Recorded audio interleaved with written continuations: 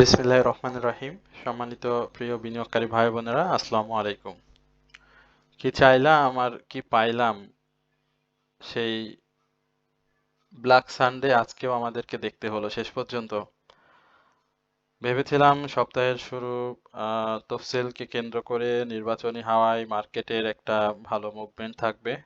Basically যেটি গতদিনে বলেছিলাম যে ৫,০০০-এর আশেপাশে আমরা মার্কেটটাকে ক্লোজ দেখব, যেখানে ৪,৯৬২-৬৩ আমরা একটা প্রত্যাশা করেছিলাম মার্কেটের ক্লোজ, সেটিও মার্কেট ভালোভাবেই করেছিল। বাট আজকে যেটা হয়েছে সেটা একেবারেই অপ্রত্যাশিত, যেটি আমরা কেউই চাইনি।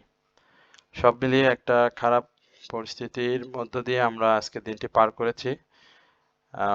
সকালের শুরুতে আমরা ওপেনের ডে ওপেন যখন হয়েছিল ৪,৯৬৩ পয়েন্ট, এই জায়গাতে মার্কেটের একটা হাইও হয়েছিল। আপনারা দেখেছেন যে মার্কেট আপ ট্রেন্ডে যাওয়ার চেষ্টা করছিল। সময় বাড়ার সাথে সাথে মার্কেট কিন্তু আর সেই মুভমেন্টটা ধরে রাখতে পারেনি। একটা সময় গিয়ে মার্কেট কিন্তু ডাউন ট্রেন্ডে এসেও আবার ঘুরে যাওয়ার চেষ্টা করেছিল এবং সেখানেও আমরা আপ ট্রেন্ড দেখেছিলাম। তো যাই হোক, দিন শেষে বেশ বড় একটা ডাউন ট্রেন্ড, প্রায় ৩১ পয়েন্টের মতো ডাউন ট্রেন্ড এসেছে। মার্কেট ৪,৯৩২-এর ক্লোজ করেছে এবং মার্কেটের যে সাপোর্টটি ছিল ৪,৯২৭, সেই জায়গায় সামান্য উপরে মার্কেট ডাউন করেছে ৪,৯২৮, এই জায়গায় ডাউন ট্রেন্ডে এসে কিন্তু আবার ৪,৯৩২-এ ক্লোজ করেছে। আপ ট্রেন্ড স্টকের সংখ্যা খুবই কম, মাত্র ৭৯টি স্টক আপ ট্রেন্ড ছিল। ডাউন ট্রেন্ডে ২৪৯টি, অর্থাৎ লালের যে আভা, সেই জায়গাতে মার্কেটকে কিন্তু গ্রাস করেছে সম্পূর্ণরূপে এবং টার্নওভারও কমে গিয়েছে। গত দিনে ৪৬৩ কোটি টাকার বিপরীতে আজকে লেনদেন হয়েছে মাত্র ৪৫৭ কোটি টাকা, অর্থাৎ ৬ কোটি টাকা লেনদেন আজকে কম হয়েছে।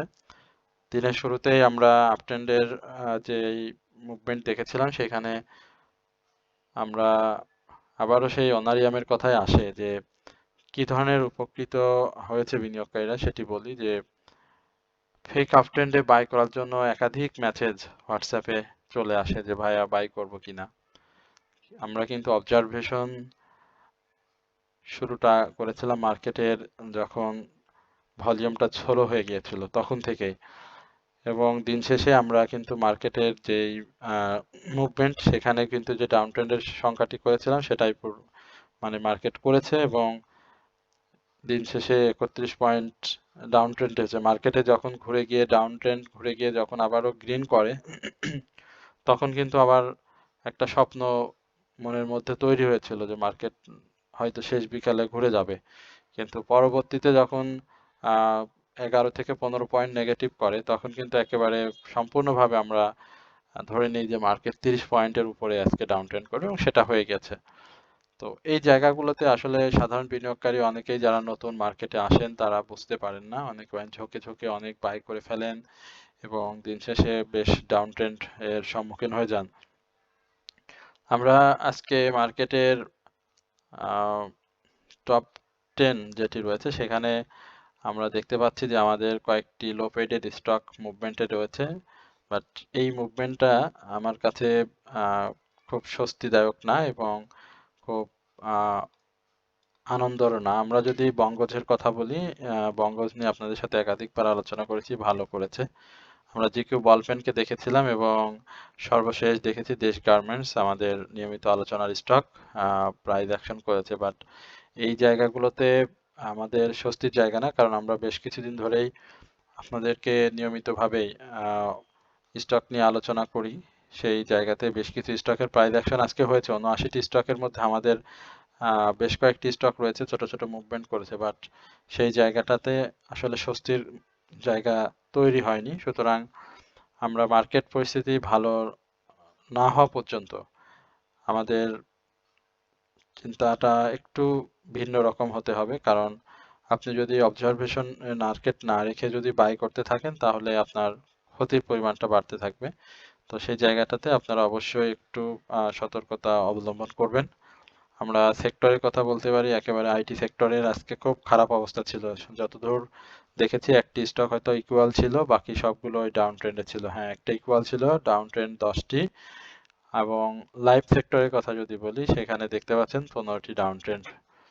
আমরা ইন্স্যুরেন্সের পাশাপাশি লাইভটাকে ধরে নিচ্ছি যে এবার ডিসেম্বরে একটা ভালো মুভমেন্ট থাকবে, সেই জায়গাতেও লাইভ কিন্তু আজকে খুব খারাপ করেছে, যেহেতু মার্কেট পরিস্থিতি সার্বিকভাবেই খারাপ ছিল। আমরা টেক্সটাইল সেক্টরের কথা যদি বলি, দেখতে পাচ্ছেন যে আনচেঞ্জড অবস্থাতে কিন্তু 12টা স্টক ছিল, 21টা ডাউন ট্রেন্ড, আপ ট্রেন্ড 21টা, ডাউন ট্রেন্ড 25টা। সবকিছু মিলিয়ে financial institution, bank, mutual fund যেভাবে চেষ্টা করেছে সেভাবে যদি ব্যাংক সেক্টরটা একটু চেষ্টা করত, পাশাপাশি ফিনান্সিয়াল ইনস্টিটিউশন যদি একটু উঠে আসার চেষ্টা করতো বা উঠে যেত কয়েকটি স্টক, তাহলে কিন্তু আপ ট্রেন্ড স্টকের সংখ্যা বাড়তো। আমরা একটু বিস্তারিত দেখবো যে আসলে আগামী দিনে মার্কেটের কি, কালকের দিনে মার্কেটের কি ধরনের পতন বা কি ধরনের মুভমেন্ট আছে সেটা আপনাদেরকে একটু বোঝানোর। আপনারা দেখতে পাচ্ছেন যে হিস্টোগ্রামের বার যেটি রয়েছে সেটি ধূসর হয়ে গিয়েছে, ছোট হয়ে গিয়েছে। এই জায়গাগুলোতে হিস্টোগ্রামের বাট, এই যে যখন থ্রি ইনসাইডের ডাউন ট্রেন্ড ক্রিয়েট করেছিল এবং আপ ট্রেন্ডে যাওয়ার পর আমি গত দিনেও বলছিলাম যে এখানে একটা সাইডওয়েজ মুভমেন্টের মার্কেট চেষ্টা করবে। তো চেষ্টার এই জায়গাটাতে আমরা এই যে মানে 5054 এটাকে ব্রেকআউট করতে চাচ্ছিলাম, যে মার্কেট যদি ব্রেকআউটটা করতে পারে তাহলে 5200 এই জায়গাটাতে মার্কেট প্রাথমিকভাবে তার গন্তব্য সেট করবে, কিন্তু সেই জায়গায় মার্কেট কিন্তু বের হতে পারছে না। আজকে টার্নওভার কমে গেছে, আরএসআইটা বাঁকা হয়ে ডাউন ট্রেন্ডে আসার একটা ইঙ্গিত করেছে, এবং একই সঙ্গে মার্কেটে যে নিকটতম সাপোর্ট রয়েছে 4927, এই জায়গাটাতে মার্কেট আজকে 4928-এ এসে টাচ করে কিন্তু উঠে গিয়েছে। এটা আহ, মানে একটা স্বস্তি, বাট যদি কালকে এই জায়গাটাতে ভেঙে 4918-ই যে সাপোর্টটি রয়েছে সেটা যদি টাচ করে ফেলে, তাহলে কিন্তু মার্কেট 4860 এই লেভেলে চলে আসবে। এটাও আপনাদেরকে একটু মাথায় রাখতে হবে। আমরা চাইবো যে মার্কেটের আপ ট্রেন্ডটা যেন কন্টিনিউ না হোক, আহ, অর্থাৎ একেবারে টানা বৃদ্ধি যদি নাও হয়, তবুও যেন মার্কেট ছোট ছোট কারেকশন দিয়ে মুভমেন্টে ফিরে যায়। যদি কারেকশন দিয়ে যদি মুভমেন্টে না ফেরে তাহলে কিন্তু আবার লো হওয়ার সম্ভাবনা রয়েছে। যদিও রাজনৈতিক পরিস্থিতি বিবেচনায় আমরা গত 2-3 দিন ধরে একটা রাজনৈতিক অস্থিরতার মধ্যে দেশ যাচ্ছে, তবে সেই জায়গাটা সব সময় থাকবে না। অস্থিরতা তো থাকবে, যেহেতু নির্বাচন সামনে চলে আসছে, নির্বাচনের খুব কাছাকাছি আমরা অবস্থান করছি, বেশি সময়ও হয়তো নাই। তো এই জায়গাগুলোতে আহ, আমরা মার্কেটে বিনিয়োগে, এখন আপনারা দেখেছেন যে গত দিনের যে নিউজটি ছিল, আহ, সাধারণ বিনিয়োগকারীরা বা সাধারণ জনগণ এখন শেয়ার বাজারের বিনিয়োগ করতে আগ্রহী না। তো তারা নির্বাচন কেন্দ্রিক বিনিয়োগ করতে আগ্রহী না।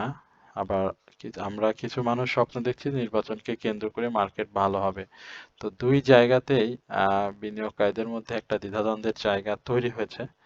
তো আমি ব্যক্তিগতভাবে মনে করি, আমার যে অভিজ্ঞতা রয়েছে মার্কেটে, যে কয়েক বছর রয়েছি, প্রায় 13 বছর 14 বছরের মতো মার্কেটে আমি রয়েছি, তো সেই জায়গা থেকে আমার কাছে মনে হয় যে এখন মার্কেটের একটা উপযুক্ত সময় হচ্ছে বাই করার, বুঝে বুঝে স্টকগুলো বাই করার, এবং যত স্টক কারেকশনে থাকবে, আহ, যাদের কাছে ক্যাশ থাকবে তাদের জন্য প্রফিট নেওয়াটা খুব সহজ হয়ে যাবে, এবং যাদের এই মুহূর্তে ক্যাশ খালি নেই বা ক্যাশ নেই, স্টক অনেক ডাউন ট্রেন্ডে রয়েছে, তাদের জন্য চরম হতাশার জায়গা তৈরি হবে।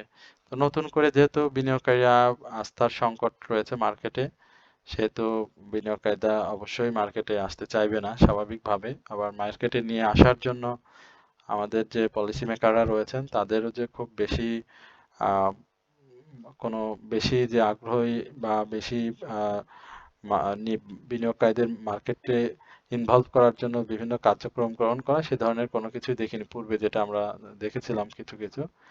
এখন আমাদের যেই আহ, বিনিয়োগকারী যারা রয়েছেন, বিশেষ করে যারা নতুন রয়েছেন, আমি তাদের উদ্দেশ্যে 2-3টি কথা বলতে চাই। আমি আজকের আলোচনাটা, স্টক যখন আলোচনা করবো খুব দ্রুত শেষ করে দেবো, এই দুই একটা কথা আপনাদেরকে না বললে না। সেটা হচ্ছে যে নতুন যারা বিনিয়োগে রয়েছেন তাদের আহ, অবশ্যই একজন মেন্টর ধরতে হবে, বা যারা মার্কেট সম্পর্কে একটু ভালো বোঝেন, মার্কেটের কিছু খোঁজ খবর রাখেন, তাদের সঙ্গে আপনারা থাকার চেষ্টা করবেন এবং অ্যানালাইসিস গুলো দেখবেন, কোথায় কি হচ্ছে, কোথায় এন্ট্রি নিতে হয়, ভলিউম কোথায়, এক্সিট নিতে হয়, কোথায় অ্যাডজাস্ট করতে হয়, কোথায় স্টপ লস নিতে হয়, এই বিষয়গুলো বোঝার চেষ্টা করবেন। তাহলে নতুন বিনিয়োগকারীরা ক্ষতির হাত থেকে রক্ষা পাবেন এবং যারা নতুন করে মার্কেটে আছেন কিন্তু নতুন করে আবার বিনিয়োগ করতে চাচ্ছেন তাদের জন্য এই একই কথা প্রযোজ্য হবে।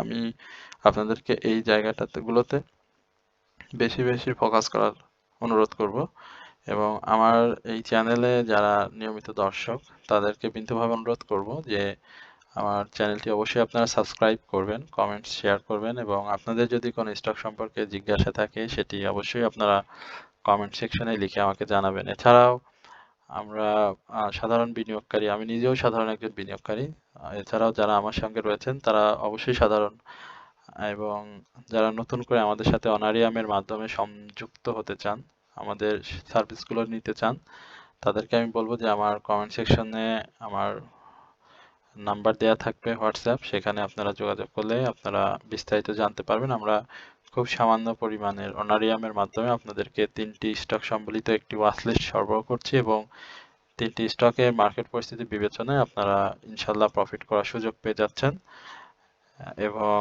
আপনার বর্তমান পোর্টফোলিওতে যে স্টকগুলো রয়েছে সেই স্টকগুলো বাই সেলে সহযোগিতা, অ্যাডজাস্টমেন্ট, স্টপ লস এবং মার্কেট পূর্বাভাস সহ, যে আজকে যেমন আপ ট্রেন্ডে অনেক বিনিয়োগকারীরা বাই করে ফেসে গিয়েছেন, এই ধরনের সহযোগিতা আপনাদেরকে করা হয়। পাশাপাশি নিউজ দিয়ে আপনাদেরকে সহযোগিতা করা হয়, মার্কেটের যে কোনো নিউজ থাকলে আপনাদের ব্যক্তিগত হোয়াটসঅ্যাপে আপনাদেরকে জানিয়ে দেওয়া হয়। তো এটি আপনারা পাচ্ছেন, অবশ্যই সেবাটা নিতে হলে আপনাদেরকে কিছুটা অনারিয়াম তো সম্মানই দিতে হয় এবং সেটা খুবই কম। তো আশা করি সেই বিষয়ে যদি বিস্তারিত আপনাদের জানার আগ্রহ থাকে সেটি অবশ্যই আপনারা আমাদের সাথে যোগাযোগ করবেন, তাহলে আপনারা বিস্তারিত জানতে পারবেন। শুধু এতটুকু আপনাদেরকে আশ্বস্ত করতে পারি, আপনারা যেখানে থেকেই যে ধরনের সেবা নিয়ে থাকেন না কেন, আমাদের সেবাতে একটু ব্যতিক্রম। আমরা আমাদের সাথে একটু যদি আপনি টাচে থাকেন, যদি দিন শেষে একটি স্টিকারও আমাদেরকে সেন্ড করেন, তবুও আমরা আপনাদেরকে সেটার উত্তর দেওয়ার চেষ্টা করি এবং আপনি কি অবস্থায় থাকবেন, সেটা আপনার কি পরিস্থিতিতে আপনাকে বাই করতে হবে, কখন বাই করতে হবে, সেটাও আপনাদেরকে জানিয়ে দেওয়া হয়। তবে শর্ত হচ্ছে আপনাকে টাচে থাকতে হবে, অর্থাৎ আপনি যদি স্টক নিয়ে আর যোগাযোগ না করেন তাহলে সেটার দায়ভার আপনার। তো আপনি যদি যোগাযোগে থাকেন অবশ্যই আপনি সেখান থেকে রেসপন্স পাবেন। আমরা আর বেশি কথা বাড়াচ্ছি না, আমরা খুব সংক্ষেপে কয়েকটি স্টক নিয়ে, 10টি স্টক, তারপরে আমরা 10টি স্টক আপনাদের সাথে শেয়ার করছি। প্রথমেই সোনালী পেপারটা নিয়ে একটু কথা বলি। সোনালী পেপার সাইডওয়েজ মুভমেন্টে রয়েছে, খুব শীঘ্রই স্টকটি একটা প্রাইস অ্যাকশনে ফেরার চেষ্টা করছে। এখানে ভলিউমটা যে ধরনের করার দরকার আপনার সেই ধরনের ভলিউমটা করতে পারছে না। ভলিউমটা করো এবং মার্কেট পরিস্থিতি স্বাভাবিক হওয়া মাত্রই স্টকটি আপ ট্রেন্ডে চলে যাবে। তো এই জায়গাটাতে আমরা স্টকটির স্বাভাবিক বাধা যেটা রয়েছে সেই বাধাটা আপনাদেরকে বলতে পারি যে 226 টাকা, এই জায়গাটাতে সে একটা ব্রেকআউট খুব শীঘ্রই দিয়ে দেবে এবং এই ব্রেকআউটটা দিলে 226 থেকে 250 এই লেভেলে সে প্রাইস অ্যাকশনের চেষ্টা করবে। তো যাদের কাছে রয়েছে আমি বলবো যে আপনারা একটু সময় দেন।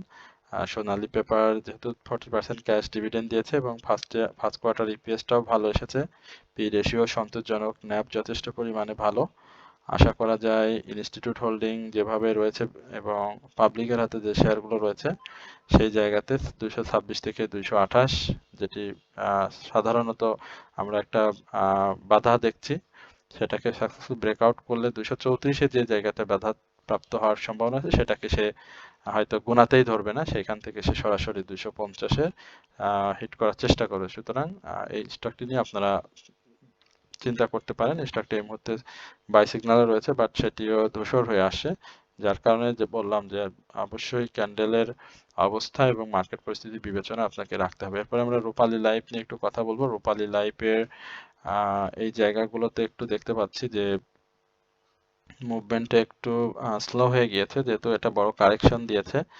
এই জায়গাতে কারেকশনের আশেপাশে আমরা যেটি বলছিলাম যে প্রাথমিকভাবে এই জায়গাগুলোতে আসলে তার ব্রেকআউট খুবই প্রয়োজন। 83, 80 থেকে 91 এই লেভেলটাকে ব্রেকআউট করলে আশা করি রূপালী লাইফ ভালো করবে। হিস্টোগ্রামের বার ধূসর হয়ে আছে বাট এই জায়গা থেকে রূপালী লাইফ ভালো করবে এটা নিশ্চিত। তবে সময়টা আপনাকে একটু দেখতে হবে, কারণ ভলিউমটা তো মোটামুটি ধরে রেখেছে। এই ভলিউমটা যদি সে আস্তে আস্তে ধরতে পারে বা বাড়াতে পারে, তাহলে অবশ্যই 83-80টাকে ব্রেক করে 90 এই লেভেলে স্টকটি চলে যাবে, এবং এইখানে যখনই সে ক্লোজ দেবে তখনই কিন্তু সে 100 উপরে যাওয়ার চেষ্টা করবে, অর্থাৎ ডাউনে না এসে উপরে যাওয়ার চেষ্টা করবে। তো আমরা সেই জায়গাটাতে রূপালী লাইফকে চিন্তা করবো। আশা করি আপনারা ব্যাপারটি বুঝেছেন। এরপরে আমরা JHRML নিয়ে একটু কথা বলবো। JHRML একেবারে সাইডওয়েজ মুভমেন্ট নিয়ে রয়েছে। JHRML এর ব্যাপারটা হচ্ছে এই জায়গাতে, অর্থাৎ এই 44, 43, 42 এই জায়গাগুলোতে সে খুব মানে একটা শক্ত সাপোর্ট, আপনি যদি দেখেন এইখানটাতে সে কিন্তু সাপোর্ট নিয়েছিল, এবং এই জায়গা থেকে সে 53 এইভাবে গিয়েছে, এবং পরবর্তীতে ছোট ছোট কারেকশন দিয়ে দিয়ে কিন্তু 63, এবং আবারও ডাউন ট্রেন্ডে এসে আপনি দেখেন এই জায়গা 45 এবং এই জায়গা 44 করে কিন্তু আবারও সে গিয়েছিল, আবার সেম একই জায়গাতে কারেকশনে এসে সে কিন্তু সাপোর্ট নিয়েছে, অর্থাৎ এই জায়গাটা খুব শক্ত সাপোর্ট রয়েছে স্টকটির। তো আমরা আহ, বলবো যে এই জায়গাগুলোতে আপনারা অবশ্যই লক্ষ্য রাখবেন। 42-50-এ জিএসআরএমএল এর যদি সাপোর্ট ভেঙে যায় তাহলে স্টপ লস নেবেন, আর এই জায়গা যেটি রয়েছে সেখানে আপনি এন্ট্রি নিতে পারেন। আশা করা যায় যে স্টকটি প্রাথমিকভাবে 46 টাকার উপরে ক্লোজ করতে পারলে আমরা 48 থেকে 50 এই লেভেলে স্টকটিকে দেখবো। তবে অবশ্যই মার্কেট পরিস্থিতি ভালো হতে হবে এবং ভলিউমটা গেইন করতে হবে। আমরা মন্দ ফেব্রিক্স নিয়ে একটু কথা বলবো। মন্দ ফেব্রিক্স এর এই জায়গাটাতে গতকালকে দেখছেন যে প্রাইস অ্যাকশন হয়েছিল গত বৃহস্পতিবারে, পরবর্তীতে আবারও এখন কারেকশন দিয়েছে। মন্দ ফেব্রিক্স এর কারেকশনের কথা তো আমরা বলেছিলাম, বাট মন্দ ফেব্রিক্স এর আরেকটু উপরে যাওয়ার সুযোগ ছিল, বা মার্কেট পরিস্থিতি বিবেচনায় হয়তো সেটা কমপ্লিট করতে পারেনি। আশা করা যায় যে আরেকটু কারেকশন দিয়ে দিবে ভাই। এই জায়গাতে কারেকশন আরেকটু তার হবে। আজকের যে ইটি ছিল সেখানে আমরা ক্লোজটা যদি বলি সেখানে 21 টাকা 70 পয়সা এই লেভেলে একটা ডাউন ট্রেন্ড আসার তার সম্ভাবনা থাকবে, এবং এই ডাউন ট্রেন্ডে এসে আবারও সে এই 23 টাকা 30 পয়সা আজকে যে হাইটি রয়েছে সেই হাইয়ে সে যাওয়ার চেষ্টা করবে, বাট সেখানে যদি ভলিউম সহ মুভমেন্ট না করতে পারে তাহলে কিন্তু সেটি আবারও কারেকশনে চলে আসে, অর্থাৎ এই জায়গাটাতে 2170-এ এন্ট্রি নিয়ে আপনার 23-30-এ প্রফিট, এই লেভেলে আপনার মনস্তাত্ত্বিক একটা প্রাইস ধরে রেখে প্রফিট টেকিং জোনটা সেট করতে হবে। তো আশা করি আপনারা এটি বুঝতে পেরেছেন। আমরা ইটিএল নিয়ে তেমন কথা বলতে চাই না, কারণ আমি বারবার বলছিলাম যে ইটিএল এর এই জোনটা একটু দেখেন, এবং সেম এই একটা জোন এখানে দেখেন। আমরা যদি ইটিএল এর এই জায়গাটা ধরি তাহলে আমরা ইটিএল এ থামতে হবে আমার এই জায়গায় এসে। তো এই থামাথামি হয়তো এখন হবে না, দেখেন খুব সুন্দর করে প্যাটার্ন করে করে ভলিউম করতে পারছে না, বাট ইটিএল এর মুভমেন্টে আমরা বলছিলাম 10 টাকা 50 পয়সা ব্রেকআউট করতে হবে, সেটা করতে পারিনি, ক্যান্ডেলটা খুবই খারাপ এসেছে, বাট ভলিউমটা বেড়েছে। আরএসআই এখন পর্যন্ত খুব বেশি আশা জায়গা নেওয়া হয়নি, এবং হিস্টোগ্রামের বারগুলো ধূসর হয়ে আসে। এখন পর্যন্ত মার্কেটে বাই সিগন্যাল থাকলেও খুব শীঘ্রই মার্কেট পরিস্থিতি যেভাবে যাচ্ছে আমরা হয়তো সেল সিগন্যালে চলে যাব। এরপরে সিমটেক্স নিয়ে বলি। সিমটেক্স দেখেন গতদিনে বলেছিলাম যে এই ডাউন ট্রেন্ডটা সেটা আজকেই কমপ্লিট করে ফেলছে। এই দেখেন আরএসআইটাও দেখছিলেন। এইগুলো হচ্ছে মূলত অ্যানালাইসিসের, অনেক সময় অনেকেই বলেন যে অ্যানালাইসিস কাজ করে না বা অ্যানালাইসিসের উপরে আপনারা সন্তুষ্ট হতে পারেন না। তো দেখেন এই জায়গাটাতে আমরা এর আগে সিমটেক্স নিয়ে কি বলেছিলাম এবং এখন সিমটেক্সটি সেই জায়গাটাতে এসেছে কিনা। সিমটেক্সের ব্যাপারে আমরা যেটাই বলেছি আলহামদুলিল্লাহ এখন দেখতে পাচ্ছি যে একদম হুবহু মিলে গিয়েছে, এবং সিমটেক্স 22 টাকা 20 পয়সা আমরা পরবর্তীতে গন্তব্য ছিল সেই জায়গাটাতে দেখেছিলাম, এবং সেটাও বলেছি যে এই জায়গা সাপোর্ট না পেলে কিন্তু ভেঙে ফেলবে। সেক্ষেত্রে 21 টাকা 50 পয়সা থেকে 19 টাকা 21 টাকা 50 পয়সা থেকে 20 টাকা 80 পয়সায় সে চলে আসবে। তো এই সেই জায়গা দেখতে পাচ্ছেন। তো আশা করি সিমটেক্সটা ভালো করবে। এই জায়গাগুলোতেই মূলত মেজর সাপোর্ট রয়েছে।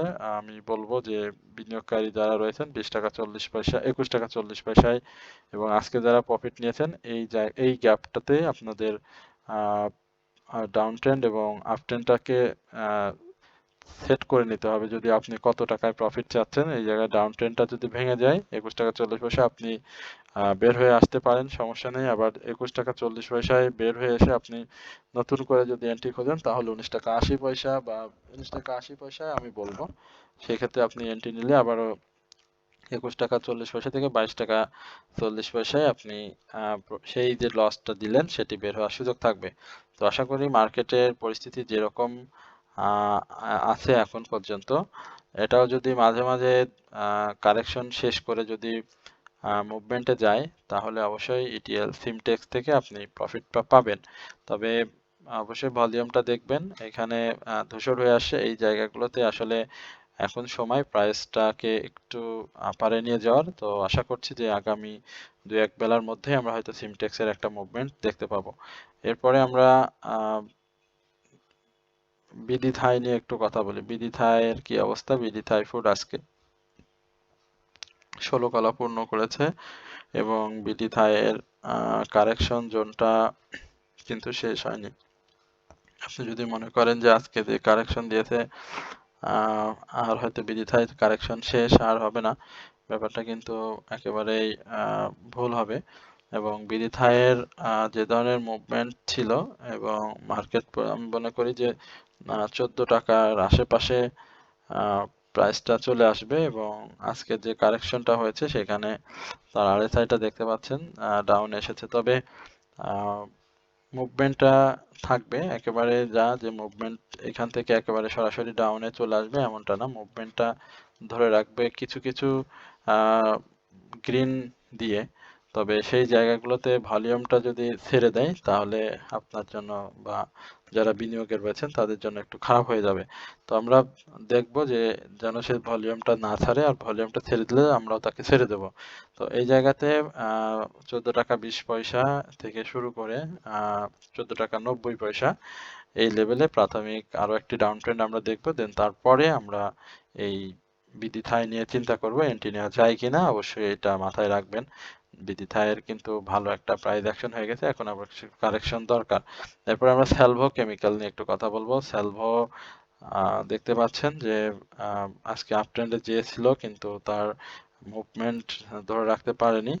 তবে স্যালভোর ব্যাপারটা আমার কাছে ভালো লেগেছে। স্যালভো বেশ কিছুদিন ধরেই প্রাইস অ্যাকশনে ছিল এবং বিনিয়োগকারীদের একটু স্বস্তি তৈরি করেছে স্যালভো অর্গানিক ইন্ডাস্ট্রিজ, যেটি একেবারে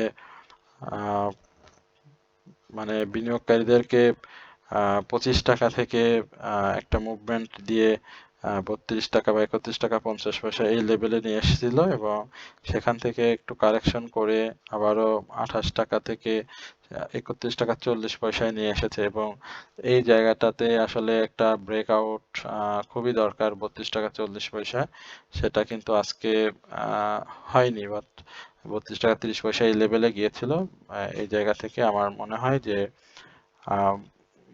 তার যেহেতু আরএসআইটা রয়েছে, ভলিউমটা ভালোই রয়েছে, বাট আজকে ভলিউমে বায়ারদের যেমন আধিপত্য ছিল, সেল প্রেশারটাও ছিল। মার্কেট পরিস্থিতি খারাপ থাকার কারণেই কিন্তু সে তার ভলিউমটাকে আর করতে পারে না। আগামী দিনে আশা করছি যে যদি 32 টাকা 30 পয়সার উপরে ক্লোজ দেয় তাহলে আবারও এই স্টকটি 36 টাকার আশেপাশে আমরা দেখতে পাবো, যেহেতু তার আরএসআই বাড়ার সুযোগ রয়েছে।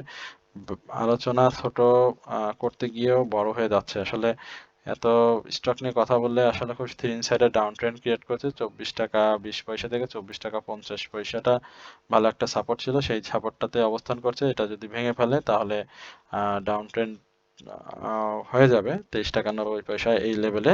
তো আশা করি এই জায়গাগুলোতে সিটি ব্যাংকে যারা রয়েছেন অবশ্যই বিষয়গুলো মাথায় রেখে তারপরে বিনিয়োগে আসবেন, না হলে হয়তো ব্যাংকিং সেক্টর মুভমেন্টের জন্য আপনাকে অপেক্ষা করতে হতে পারে। এরপরে আমরা আলহাজ নিয়ে একটু কথা বলি। আলহাজটা আমাদের নিয়মিত আলোচনার স্টক ছিল। আশা করি আলহাজের এই জায়গাতে 150 টাকার আশেপাশে আমরা পেয়ে যাবো, 145 থেকে 150 নেক্সট ডেতে আলহাজের গন্তব্য হবে। ভলিউম ভালো আছে, আরএসআই বাড়ার জায়গা আছে, বাট আরএসআইটা একটু বাঁকা হয়ে যদি আপ ট্রেন্ডে যাওয়ার চেষ্টা করতো সেটা কিন্তু খুব ভালো হতো।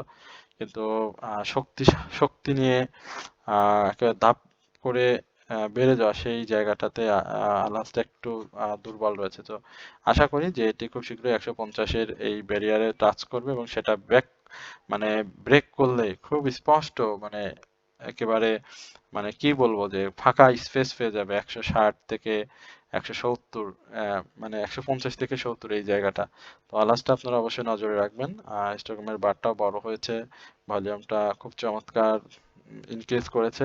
আশা করা যায় যে আমাদের নিয়মিত আলোচনার স্টক এই আলহাজ আপনাদেরকে ভালো একটা প্রফিট দিবে। যারা নিয়েছেন, যাদেরকে বাই করিয়েছি, আহ, বিভিন্নভাবে যারা সংযুক্ত রয়েছেন, তো অবশ্যই তারা অবশ্যই প্রফিট পাবেন।